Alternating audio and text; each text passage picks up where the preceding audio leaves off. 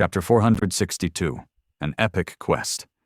After Effie gave Kai a call and let him know that Sonny was alive and back in the real world, they spent a minute in awkward silence. Sonny looked around, taking in the sight of his once pristine and orderly living room.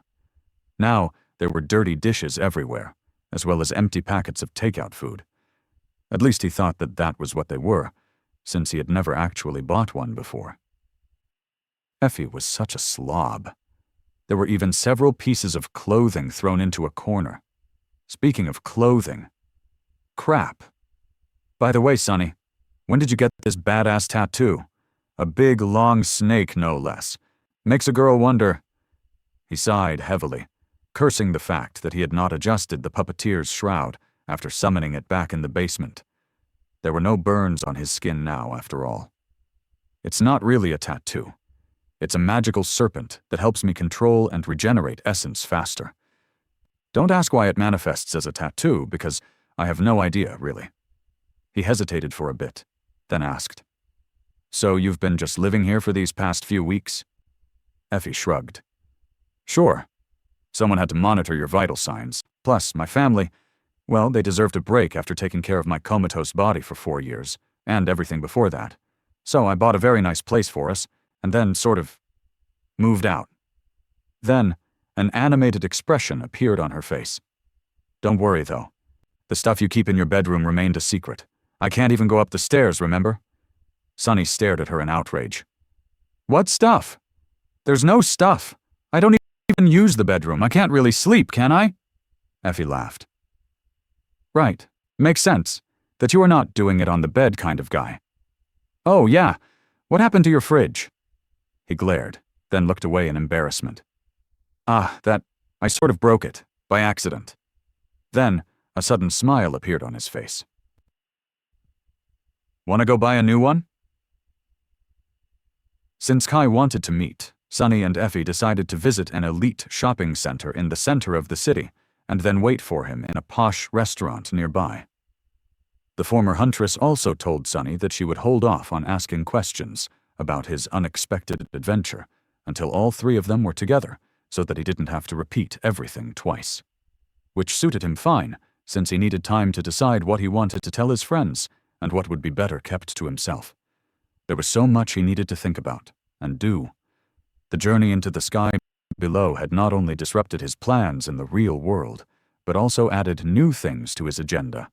From training to wield a spear better, to setting up a shop to sell the soul shards he had brought back with the help of the covetous coffer. There were just too many opportunities in front of him. He also had to decide what to do about Rain, and continue practicing shadow dance in the dreamscape. Everyone had forgotten about Mongrel by now, surely. No doubt about it. Adult life is hard. They reached the shopping center with the help of a passenger PTV, which seemed a bit too luxurious to Sonny, but was a necessity, considering that it would have been hard for Effie to move around in public transport. Not only because of her disability, but also because she was somewhat of a celebrity. He had noticed at least 3 propaganda posters depicting her. The way she looked in the dream realm, to be exact. On buildings as the PTV drove toward the heart of the city. Even he had to agree that Effie looked impressive. Like a beautiful goddess of war that knew no fear or would never surrender to anything, not even the hopeless darkness of the forgotten shore. Triumph and perseverance. That was what people needed to see, considering how hard and dire life in the real world could seem sometimes. Even if it was just a sweet, benevolent lie, it gave them hope, at least. A hope gave them strength. Noticing his gaze, Effie grinned.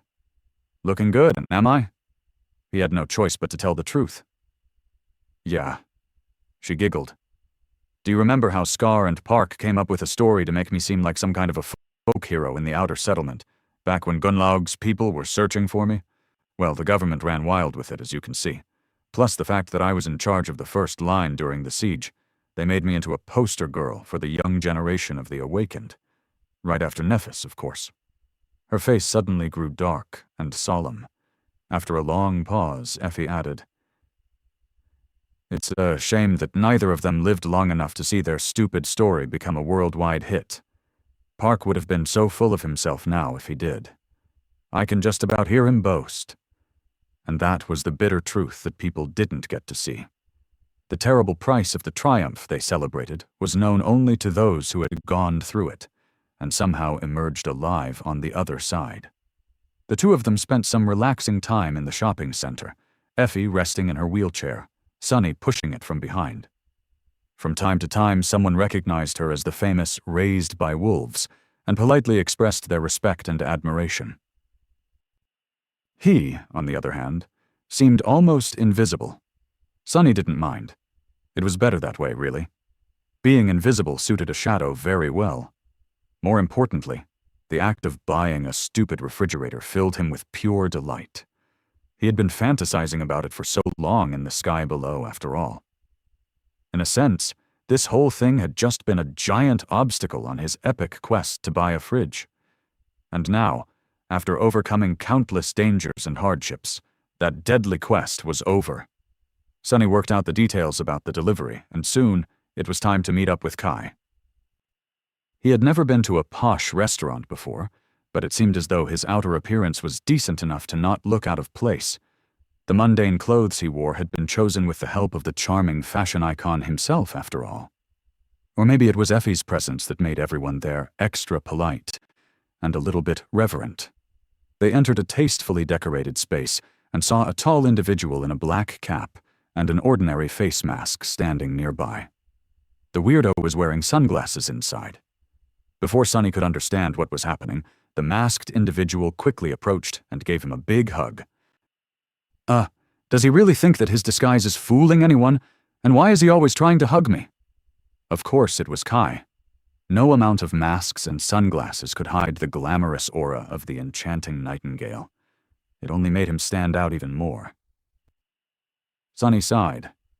That dashing bastard.